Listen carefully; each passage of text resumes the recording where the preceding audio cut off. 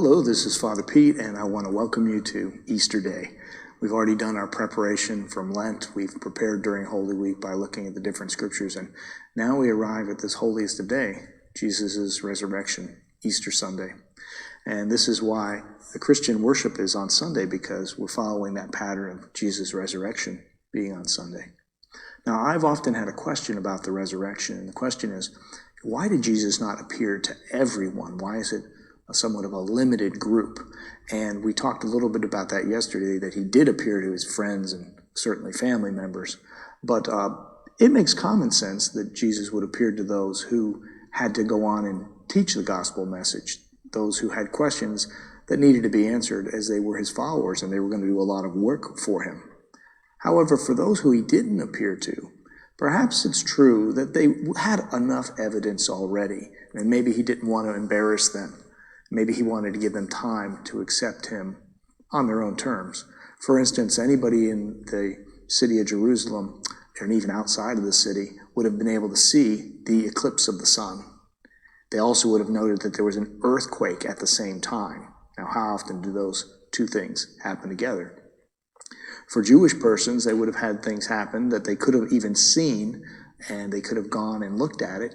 For instance, the curtain in the temple that was torn down the middle from the top to the bottom, that would have been something understandable to them. Plus all the other things that would have coming back to their mind about the Messiah and the prophecies of Isaiah, the Psalms, all those things would have started to come into their mind. And we know that for many of them, that was effective enough. They did not have to have a personal appearance of Jesus. It says that many of the temple priests, in the Acts of the Apostles it says this, came to believe and came to follow. So this is what Jesus does for us. He gives us time to go ahead and study and see things on our own so that our conversion to him is our own. It's unique and it's sincere and it involves the virtue of believing. You know, if everything is put in front of us as proven, then what virtue do we have of actually making the leap of faith that he asks? Now, you may have other questions about the resurrection, and I found something I'd like to share with you. It's very good. There's a Monsignor, Charles Pope, who put together his own compendium of the 4 different Gospels and the order in which everything might have happened so it all ties together. And he did a lot of work to do this. It took him actually about 20 years and a lot of prayer, but it's very satisfying, and he is able to capture also the intensity and the feelings that were probably going on in those who were there and saw Jesus at the resurrection. So we're going to post that link probably just off to the side of this video so that you can follow up with it.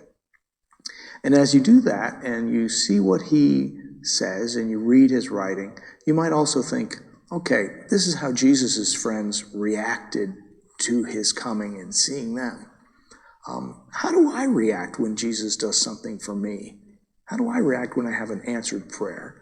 How do I react when Jesus gives me a task that I maybe do or don't want to do? You know, the more we react and treat Jesus like a friend, the more we'll see that he really is there for us.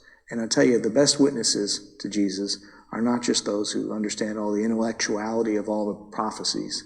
It's the people who are the close friends of Jesus who make the best witnesses. And my prayer in the new year is that you and I both become even better friends of Christ.